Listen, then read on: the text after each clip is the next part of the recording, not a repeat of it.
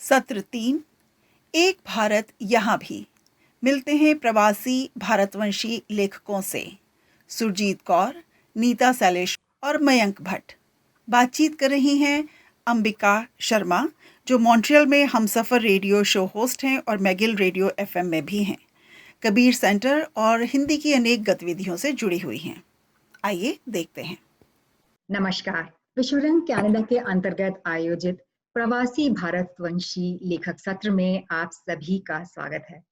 मेरा नाम है अंबिका शर्मा और आज की शाम मैं इस प्रोग्राम में रहूंगी आपके साथ। बात करेंगे हमारे प्रतिभागियों से जो लेखक हैं कनाडा में, यहाँ पे विभिन्न भाषाओं में लिख रहे हैं।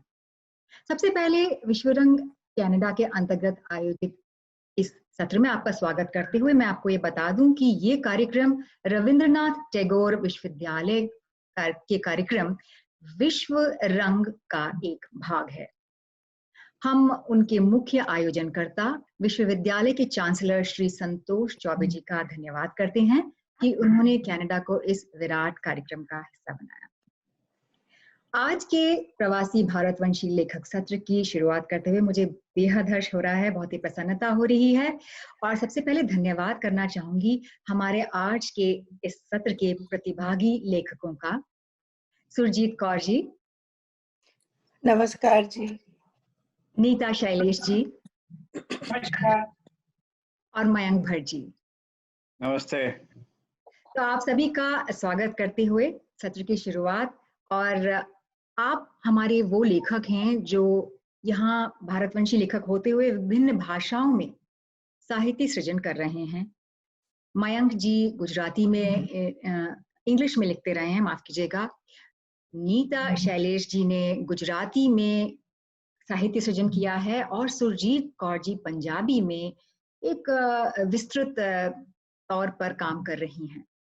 तो सबसे पहले मैं शुरुआत करना चाहूंगी सुरजीत कौर जी और इनके बारे में ये बताना चाहूंगी कि नई दिल्ली में जन्मी सुरजीत कौर जी वर्तमान में ब्रैम्पटन, टोरंटो में अध्यापन कर रही हैं और इसके साथ ही वो एक इंश्योरेंस ब्रोकर भी हैं।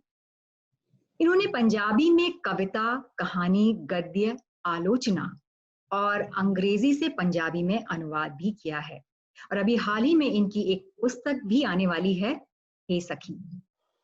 इनकी प्रकाशित रचनाओं में शिकस्त रंग, हे सखी, विस्माद, पार्ले पुल, परवासी पंजाबी साहित्य शब्द अते संवाद ये प्रकाशित हो चुके हैं। आपको भारत, कैलिफोर्निया और कनाडा की विभिन्न पंजाबी साहित्य संस्थाओं और कनाडा के कॉन्सुलेट जनरल की ओर से सम्मानित किया गया है। इसके साथ ही सुरजीत जी कनाडा की पंजाबी और हिंदी संस्था की सदस्य हैं। दिशा, जो कि एसोसिएशन ऑफ कैनेडियन विमेन है, इसकी जनरल सेक्रेटरी हैं। लिटरेरी रिफ्लेक्शंस नामक संस्था की को डायरेक्टर हैं और वर्ल्ड पंजाबी कॉन्फ्रेंस की वाइस प्रेसिडेंट रह चुकी हैं और इसके साथ बहुत से साहित्यिक कार्यक्रमों में कार्यशील हैं। मयंक भट्ट जी अपनी पत्नी मारुख और बेटे चे के साथ 2008 में मुंबई से टोरंटो आए थे।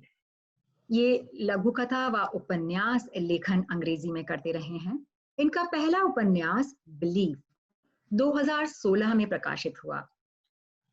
मयंक जी को 2009 में टोरंटो स्थित डायस्पोरा डायलॉग्स के मेंटोरिंग प्रोग्राम में लघु कथा के लिए चुना गया, जहां प्रसिद्ध कनेडियन उपन्यासकार M.G.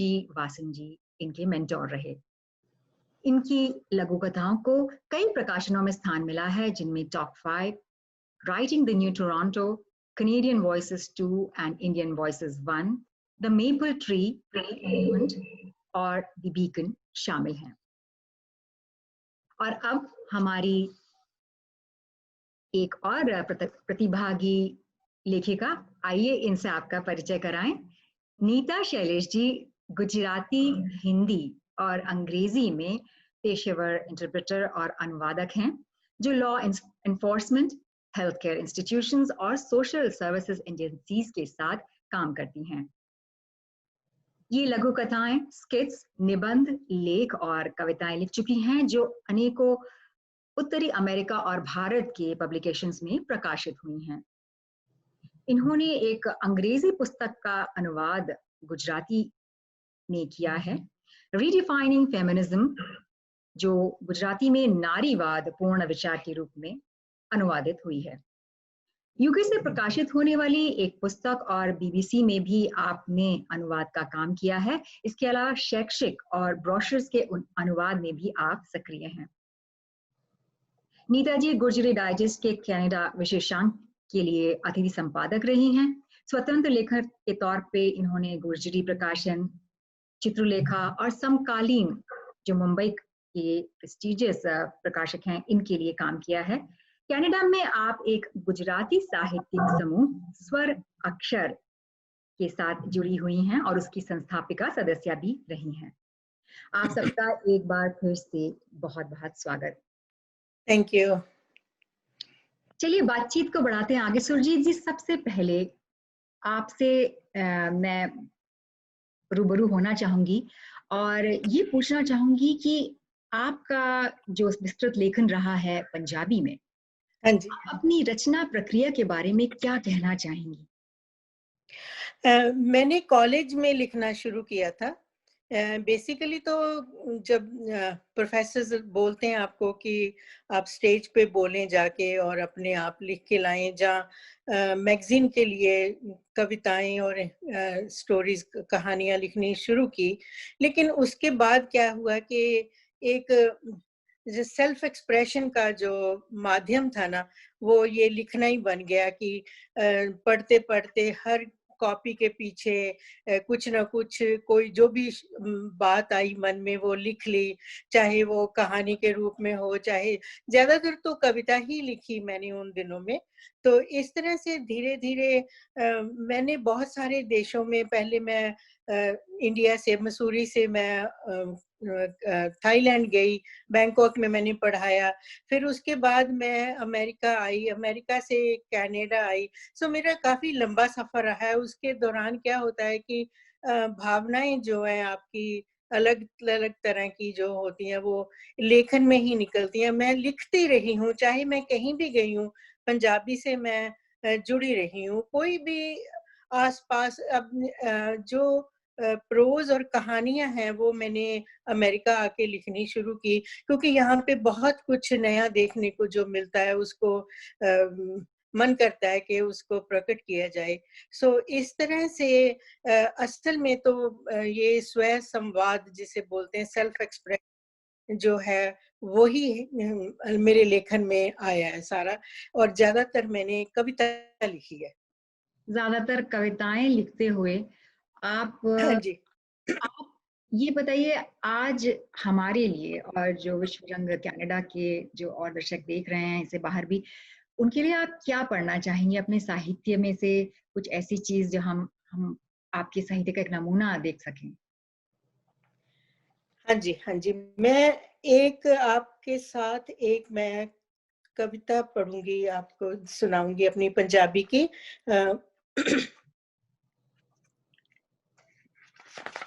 सॉरी, मैं तो लेट ही हो गई। इसका अनुवाद है मोमबत्तियां। आपने कहा छोटी कविता, सो मैं छोटी से छोटी निकाल रही हूँ कि मोमबत्तियां जगदियां लो दिंदियां, जल के ढलदियां मुक जांदियां। मोमबत्तियां छोटियां वड्डियां, लंमियां मधरियां, मोटियां पतलियां, जलन लई बनदियां। मोमबत्तियां छोटियां वड्डियां, लंमियां मधरियां, मोटियां पतलियां, जलन लई बनदियां। कुछ खुशबूदार महक वंडदियां, आपा वारदियां मुक जांदियां।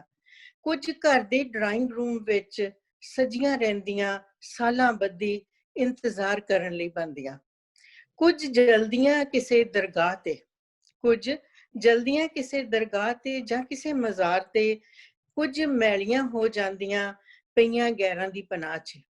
कुछ मैलियां हो जांदियां पईयां गैरां दी पनाह च। कुछ मोमबत्तियां आप तां जलदियां घर भी जला दिंदियां। कुछ मोमबत्तियां आप ते जलदियां घर भी जला दिंदियां। मोमबत्ती दा धर्म जलना, मोमबत्ती दा करम जलना। सो ये एक छोटी सी मेरी विस्माद नामक किताब में से एक कविता है। सो यहाँ आके ऐसा मैंने एक प्रतिबद्ध राइटर की तरह से लिखना शुरू किया कनाडा में आके।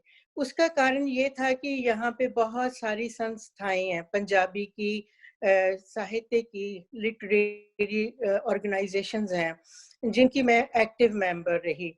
वहाँ पे मुझे अगर किसी की किताब पे बोलना होता है तो मुझे कहा जाता है। तो इस तरह से क्या हुआ कि मैंने ये क्रिटिसिज्म भी लिखना शुरू किया यहाँ पे आके। सो मैं धीरे धीरे धीरे बढ़ती गई और मुझे लगता है कि अगर मैं लिखती नहीं तो शायद मैं पता नहीं मेरे साथ क्या हो जाता। सो इसलिए मेरा जो लिखना है वो जारी है। हाँ जी। वाह, क्या बात है। बहुत खूबसूरत कविता आपकी थी, सुनकर बहुत आनंद आया। और एक बात मैं आपसे ये भी पूछना चाहूंगी सुरजीत जी, हाँ यहाँ जी। आप जुड़ी हुई हैं बहुत हाँ सारी जी। संस्थाओं से, और जो गतिविधियां करती हैं, पंजाबी लेखन का जो एक स्तर है, किस तरह से ये आगे बढ़ रहा है, किस दिशा में आप समझती हैं इन जनरल जो आम तौर पर पंजाबी लेखन है कनाडा में, वो किस दिशा में आगे जा रहा है और इन संस्थाओं की क्या भूमिका है? पहले तो चलो संस्थाओं की बात करते हैं। इन संस्थाओं की एक तो बहुत बड़ी भूमिका जो मैं समझती हूँ कि लोगों को एक हर महीने एक किस्म का जैसे एक आहर रहता है कि हमने वहाँ जाना है, वहाँ अपनी कविता सुनानी है। मीन्स सेल्फ एक्सप्रेशन के लिए ये बहुत अच्छा प्लेटफॉर्म है, क्योंकि बहुत सारे इंडिया से रिटायर होके पंजाबी के राइटर्स यहाँ पे आए हुए हैं। वो जब वो अपनी कविताएं या अपने लेक्चर्स सुनाते हैं तो उससे क्या होता है कि दूसरों को भी बहुत सारा प्रोत्साहन मिलता है लिखने के। और कई लोग मैंने देखा है कि रिटायर होके जो यहाँ पे आए उन्होंने नया लिखना शुरू कर दिया, ये सोच के कि हमने वहां जाके कुछ बोलना है, कोई कविता बोलनी है या कोई ऐसे। सो मेरा ख्याल है कि ये सोसाइटी की मेंटल हेल्थ के लिए बहुत अच्छी बात है। दूसरी अगर साहित्य की बात करें तो यहाँ पे हमारे इतने अच्छे अच्छे पंजाबी के साहित्यकार हैं जो नॉवल लिखते हैं, कहानियां लिखते हैं, और कविता तो खैर हर जगह ही बहुत ज्यादा लिखी जाती है, और प्रोज लिखते हैं। बहुत अच्छे अच्छे राइटर हैं, नामवर राइटर हैं जिनकी पुस्तकें यूनिवर्सिटीज वगैरह में इंडिया में लगी हुई हैं। सो मैं अगर नाम लेने लगूंगी तो आपका 10 मिनट खत्म हो जाएंगे।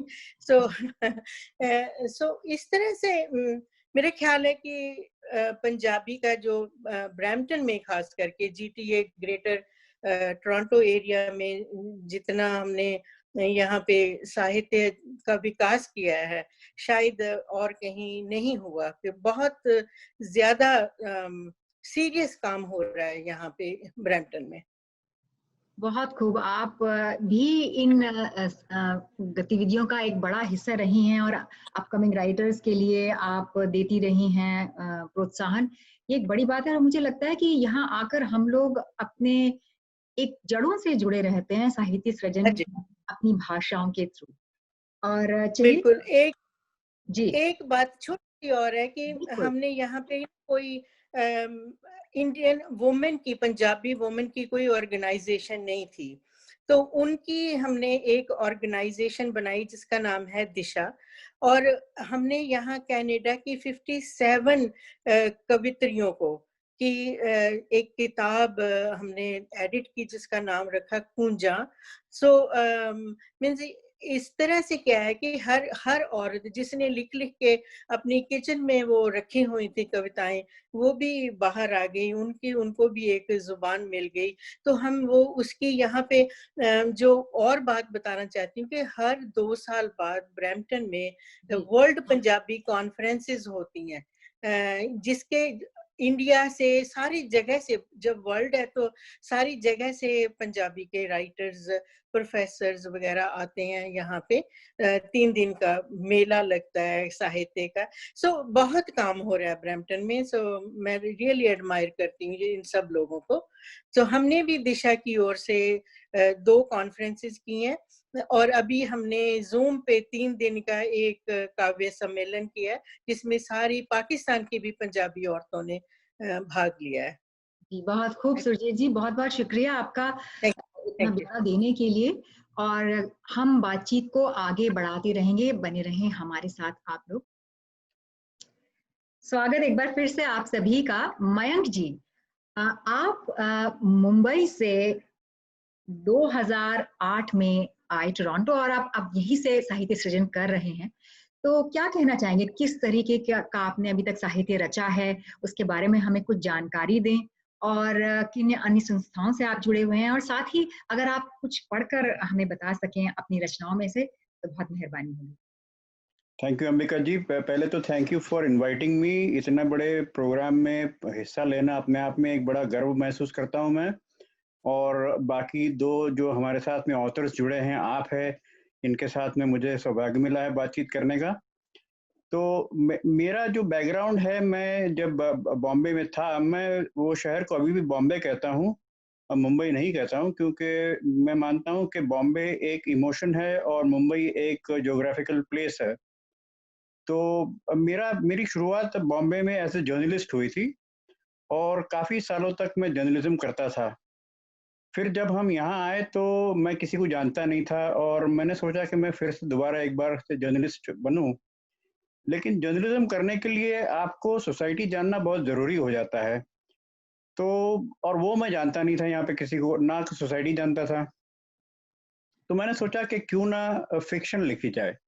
जी, लेकिन नॉन फिक्शन और फिक्शन ये दो एक बिल्कुल अलग चीजें हैं, इसका मुझे एहसास बड़ा जल्दी हो गया। और फॉर्चुनेटली यहाँ पे संस्थाएं ऐसी बनी है कि जो हमको कहीं ना कहीं प्रोत्साहित करती है कि आप जो है जिस क्षेत्र में बढ़ना चाहे वहाँ बढ़ सकते हैं। तो डायस्पोरा डायलॉग्स एक संस्था यहाँ पे है जो कि नए राइटर्स को, इमर्जिंग राइटर्स को एक मेंटरशिप प्रोग्राम में पार्टिसिपेट करने के लिए कंपटीशन चलाता है हर साल। तो फॉर्चुनेटली मैं चुना गया। उन्होंने मतलब 200-300 का एंट्रीज आती है, उसमें से 20 को चुनते हैं वो।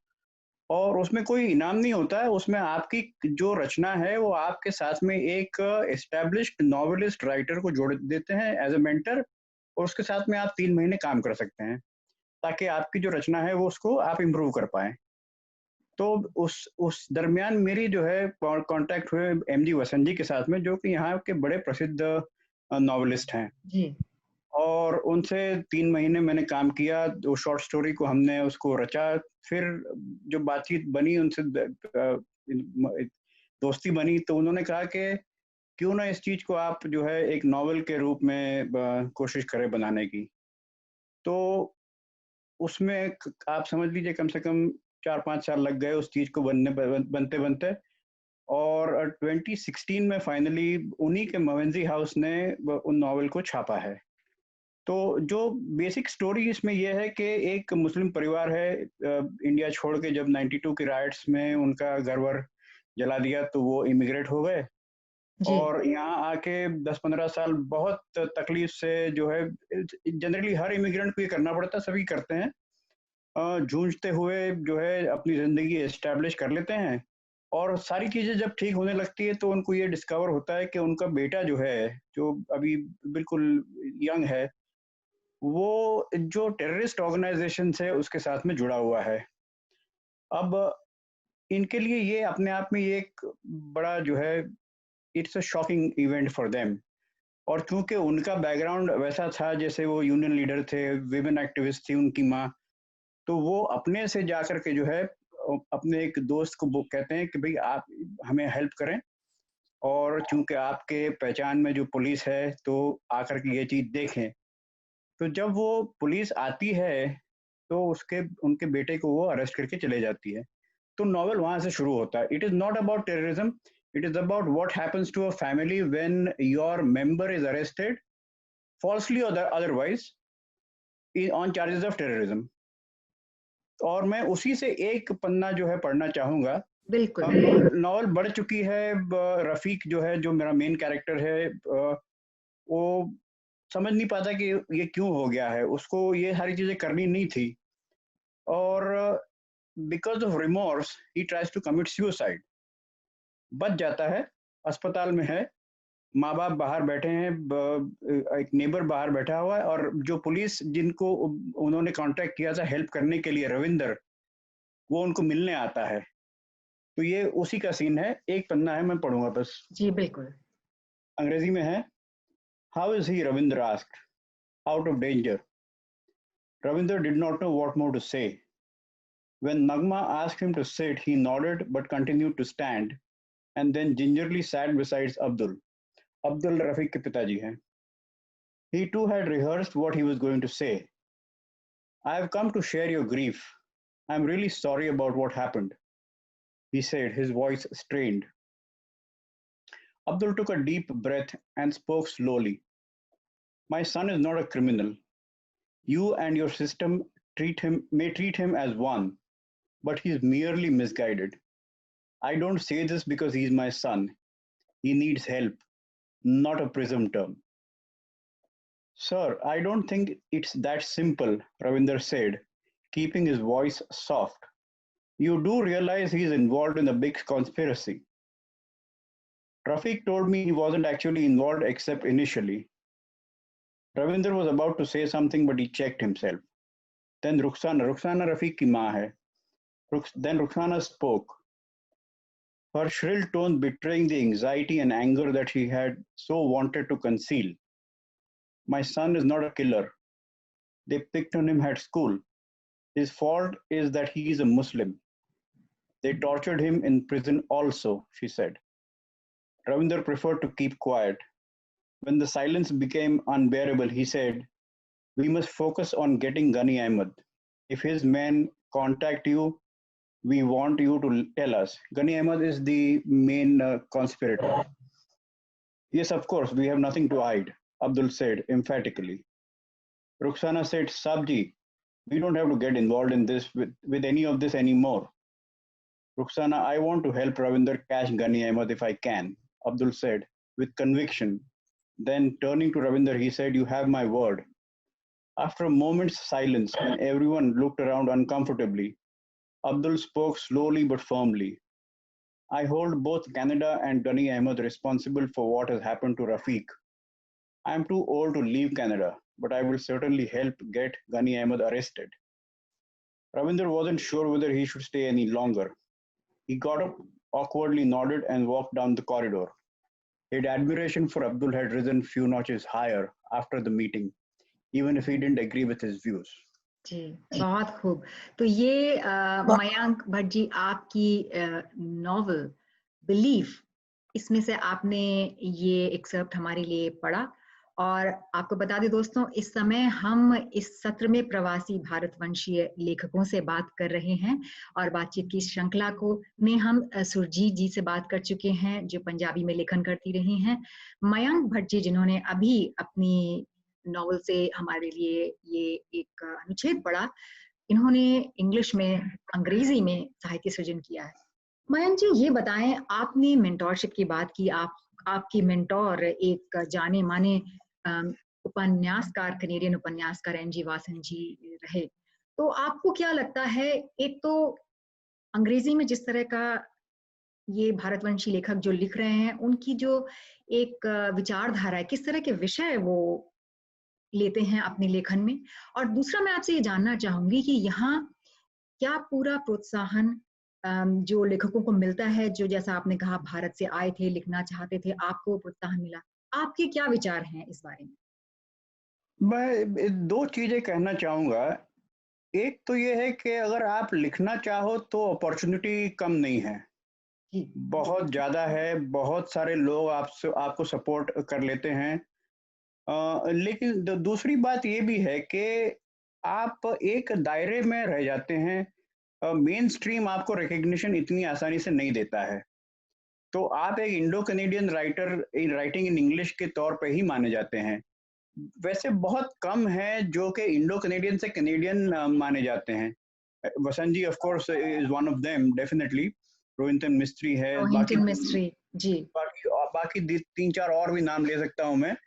लेकिन ज्यादातर जो हम लोग लिखते हैं वो हम इंडो कनेडियन की, जिसको कहते हैं ना, कैटेगरी में ही सीमित रह जाते हैं।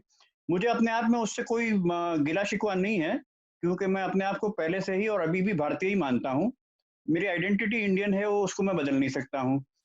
तो जो कैनेडियन इंग्रीडिएंट मुझ में आया है, वो मुझे यहाँ बसने के बाद आया है। So my identity is a mix of both. जी उससे मुझे कोई तकलीफ नहीं है। पर ये एक हकीकत है, हमको ये हकीकत को मान के चलना चाहिए।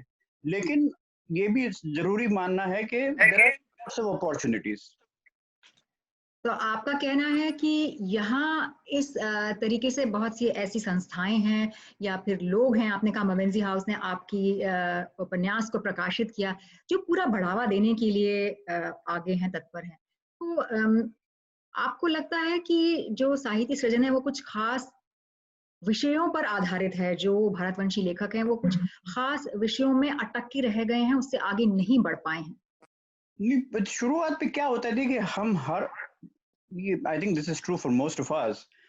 हम जब आते हैं यहाँ पे तो हमको ये सोसाइटी में अपने आप को एस्टैब्लिश करने में, एडजस्ट करने में जो प्रोसेस होता है, जो प्रक्रिया होती है, उसी को दर्शाना एक अनिवार्य हो जाता है।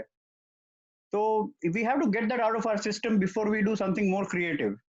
वो इमिग्रेशन राइटिंग को जो है हमको अपने सिस्टम से निकालना ही पड़ता है। वैसे एकदम से क्रिएटिव अगर आप अच्छा एट अ सर्टेन लेवल आप 2-3 नॉवल के बाद देखें, बहुत सारे यहाँ नॉवेलिस्ट हैं जो बहुत अच्छा काम कर रहे हैं अभी। जी मतलब नाम लेना नहीं चाहूंगा, लेकिन it is very very great writing that is happening with in the Indo Canadian community, और जो कि इमिग्रेशन राइटिंग नहीं है। तो एक इमिग्रेशन राइटिंग एक सबके लिए जरूरी है कि वो प्रोसेस को आप पार कर लें, और वो पार करने के बाद ही जो है रियल क्रिएटिविटी आती है। जी अच्छा, दूसरा मैं बिल्कुल बताना चाहूंगा कि मेवेंजी हाउस जैसी जो संस्थाएं हैं, और वो बहुत कम है, ये बिल्कुल जो है एक वॉइस देने में कामयाब रहे हैं, जो कि मेन स्ट्रीम कनाडा नहीं देता है किसी को। तो ये जो इमिग्रेंट राइटर्स है, अच्छा मेवेंजी ना सिर्फ इंडो कैनेडियंस को छापते हैं, वो बाकी इमिग्रेंट राइटर्स को भी करते हैं, लेकिन इंडो कैनेडियन राइटिंग को मेवेंजी ने जो सपोर्ट दिया है, वो मुझे नहीं लगता और किसी ने दिया इन इंग्लिश। जी जी मयंक जी, आपने बहुत गहरी यहाँ कुछ बातें, और सुरजीत जी से भी जब ये बातचीत हो रही है तो कुछ ऐसे और अलग पहलू निकल कर सामने आ रहे हैं, और इसी कड़ी में आगे बढ़ते हुए नीता शैलेश जी का स्वागत करते हैं एक बार फिर से। और आपने अनुवाद में बहुत काम किया है, इसके साथ ही लघु कथाएं, स्किट्स, निबंध और लेख आप लिखती रही हैं, जो कई उत्तरी अमेरिका के और भारत के कई प्रकाशनों में हुई हैं प्रकाशित। तो मुझे ये बताइए नीता जी कि सबसे पहले तो आपका जो साहित्य सृजन रहा है उसका प्रमुख तत्व क्या रहा, और क्या आपने जो लिखा है उनमें से वो आज हमारे लिए आप पढ़ना चाहेंगे? बिल्कुल, धन्यवाद अंबिका जी, ये मौका देने के लिए पहले तो। और मैं आपको ये बताना चाहूँगी कि जो आपने सवाल जो पूछा है, I will just directly answer to that कि हमेशा मैं बचपन से पढ़ती रही हूँ, बहुत पढ़ने का शौक रहा है, और बहुत कुछ जो भी सामने आए पढ़ लेती थी, और अच्छा बुरा फिर समझ में आने लगा कि अच्छी चीज़ क्या होती है। और फिर अंतर्राष्ट्रीय साहित्य जब पढ़ा, तब अनुवाद की पहले अनुवाद से पढ़ा, तो अनुवाद में ज़्यादा समझने लगी, और मुझे पता चला कि अनुवाद की बहुत ज़रूरत है। अगर अच्छी कृतियों का अनुवाद ना हो, तो बहुत लोग अच्छी कृति तक नहीं पहुँच सकेंगे।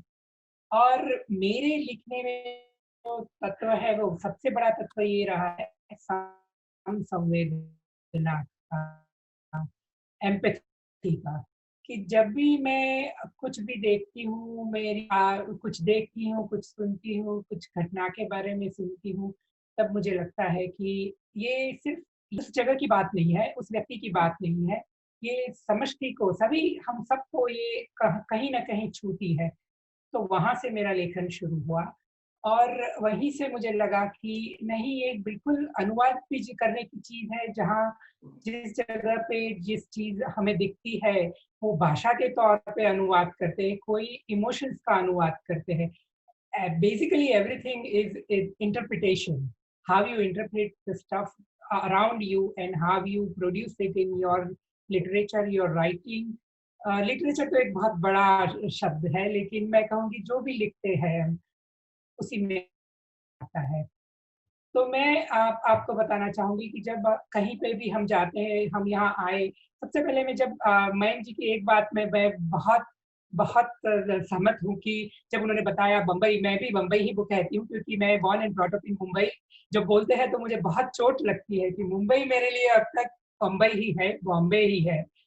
तो मैं भी बम्बई से हूँ और इसीलिए हिंदी, गुजराती, इंग्लिश में कुछ ना कुछ काम चलता रहा। और जो चीज़ें वहाँ बनती रही, यहाँ आए हम 1900 लाइक 1992 में वी केम हियर।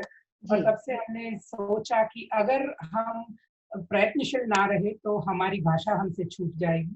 तो जी जैसे जोर से पकड़ के रखने के लिए ये भाषा में काम शुरू किया। और अभी मैं आपको, समय आपका अपने पास कम है तो मैं आपको मेरी 1-2 कविता सुनाऊँगी और जी वो बिल्कुल। छोटी-छोटी कविता है और उसमें जो मैं कहना चाहती हूँ, वो किस तरह से ये समसंवेदना इसमें उभर आती है, वो आपको पता चलेगा।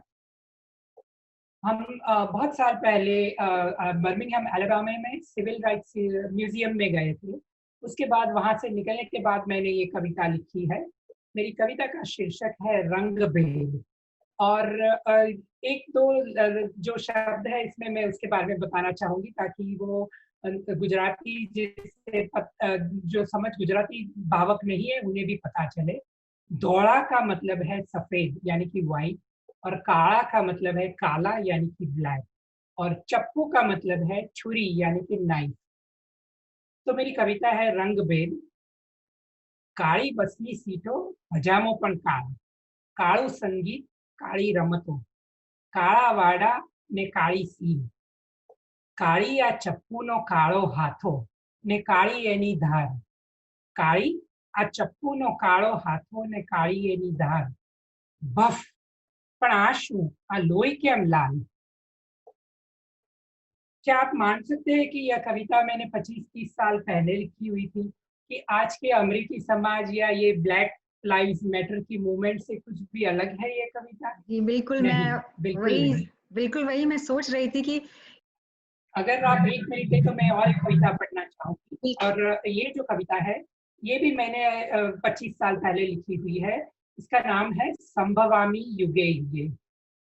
એ લોકો કહે છે કે એ વાતને લગભગ 5000 વર્ષ થવા આવ્યા છે. એ લોકો કહે છે કે એ વાતને લગભગ 5000 વર્ષ થવા આવ્યા છે. પણ તમે ખરેખર માનો છો કે એ વાતને 5000 વર્ષ થવા આવ્યા છે? જો એમ જ હોય તો કેમ આ રોજે રોજ ચીરહરણ થતા દેખાય છે? હા, જો કે આ વાત સાચી જ હોવી જોઈએ, કારણ કે દુશાસન અને દુર્યોધનના ચહેરા હવે સાવ ધૂંધળા થઈ ગયા છે. પણ આ શું? થોભી જાઓ. પણ આ શું? થોભી જાઓ. એ ધૂંધળા ચહેરા કંઈક ચોક્કસ આકાર પામી રહ્યા છે. એમાંથી મને કંઈક સ્પષ્ટ દેખાઈ રહ્યું છે. અરે, આ તો અર્જુન અને કૃષ્ણ. ये जो कविता है, इसे आप 2012-2020 के हिंदुस्तान से भी जोड़ सकते हैं। जी बिल्कुल। ये जो साहित्यकार जब एक बार सृजन करते हैं तो आपने कहा कि इतने साल पहले आपने वो जो रंग के ऊपर कविता लिखी या फिर वो जाति के ऊपर है जिसे आज हम रेसिज्म के नाम या नस्लवाद कह रहे हैं, यहाँ पर घूम फिर के उन मुद्दों पर जो कवि हैं, लेखक हैं, वाकई में समाज का प्रतिबिंब इसीलिए उन्हें कहा जाता है। बहुत बहुत धन्यवाद नीता जी हमारे साथ इसे साझा करने के लिए। और अब मैं आपसे पूछना चाहूंगी कुछ सवाल गुजराती लेखन के बारे में। गुजराती लेखन न सिर्फ कनाडा बल्कि अमेरिका में भी बड़ी सुदृढ़ता से किया जा रहा है। आप स्वर अक्षर से जुड़ी हुई हैं जो संस्था गुजराती लेखन में सक्रिय है, जो यहाँ और लेखक हैं। आपको लगता है कि एक तो जो गुजराती लेखन है वो किस तरह से आगे बढ़ रहा है, क्या उसकी दिशा है? और दूसरी बात, हम आज की शाम में बहुत बात कर रहे हैं कि जो विभिन्न साहित्यिक संस्थाएं हैं इससे निकलकर इतना उनको सपोर्ट दिया जा सक रहा है कि नया जो लेखन है वो उभर कर सामने आए। क्या कहना चाहेंगी आप? बिल्कुल, मैं आपको ये कहना चाहूँगी, कनाडा में और एक भी संस्था है हमारी शब्द सेतु, उनसे भी हम जुड़े हुए हैं। और यहाँ जो नॉर्थ अमेरिका की आपने बात की, तो अमेरिका में Gujarati literary academy of north America है, तो बहुत बड़ी संस्था है। हमारे कनाडा में उसकी कोई शाखा नहीं, लेकिन यहाँ से बहुत लोग हम वहाँ उनके सदस्य हैं और बहुत अच्छे कार्यक्रम करते हैं। और हम यहाँ स्वरक्षण में भी कोरोना काल में हमारे लिए I would say it has become very positive for us. हम बहुत तो लोगों को ये ज़ूम के माध्यम से या किसी और गूगल मीट के माध्यम से हम उन्हें यहाँ इनवाइट करते हैं, हम यहाँ बोलने के लिए कहते हैं उन्हें। और यहाँ जो हमारे जो मित्र है, जैसे सुरजीत जी ने बताया कि बहुत लोग लिखते रहते हैं, जो किचन की जो कविता है, जो घर में छुपा के रखी है, घर में छुपा के जो लेख लिखे हैं उन्होंने, वो सब बाहर आते हैं। और वो they are looking forward to it कि कब ये महीने की कब ये तारीख हो, कब हम वहाँ जाए, कब हम हमारा कुछ पढ़ के बताए, कब हम किसी के साथ बात करें, किसी के साथ शेयर करें। तो आई वुड डेफिनेटली से कि हाँ, हम बिल्कुल बहुत अच्छी तरह से ये कर रहे हैं। और गुजराती में बहुत कुछ काम हो रहा है यहाँ अमेरिका में, यूके में, अफ्रीका में, ऑस्ट्रेलिया में, बहुत जगह ये काम हो रहा है। और हमारी जो मातृभाषा है और आप जैसे लोग जैसे ये मंच हमें दे रहे हैं, it is very very very good to see all this things happening. And मुझे पता है कि ये चलता रहेगा और सभी भाषाओं को हम सब मिलके ये बहुत अच्छा काम कर रहे हैं।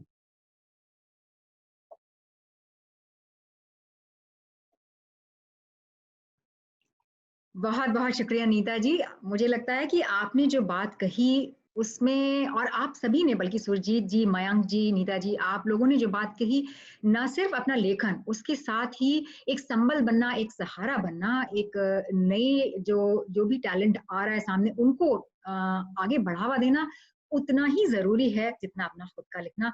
और इस लिहाज से विश्व रंग कनाडा में हम साथ जुड़े हैं आज इस सत्र में, ये एक अद्भुत प्रयास है।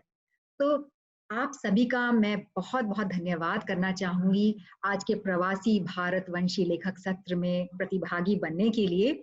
और ये आपको बता दें दोस्तों, आज का ये सत्र विश्व रंग कनाडा के अंतर्गत आयोजित लेखक सत्र था। इसमें हमने बातचीत की मयंक भट्ट, सुरजीत जी और नीता शैलेश जी से। विश्व रंग कनाडा के 10 सत्र नवंबर 7 और 8 को शाम 5:30 से रात 9 बजे तक यूट्यूब पर दिखाए जाएंगे। और विश्व रंग भारत से नवंबर 21 से 27 तक 75 से अधिक सत्र यूट्यूब और फेसबुक पर प्रसारित किए जाएंगे और इनके लिए आप शीघ्र ही रजिस्ट्रेशन कर सकते हैं। आप सभी का मैं बहुत बहुत धन्यवाद करना चाहती हूँ आज की शाम लेखकगण। बहुत बहुत धन्यवाद। बहुत बहुत धन्यवाद। Thank you. हाँ जी।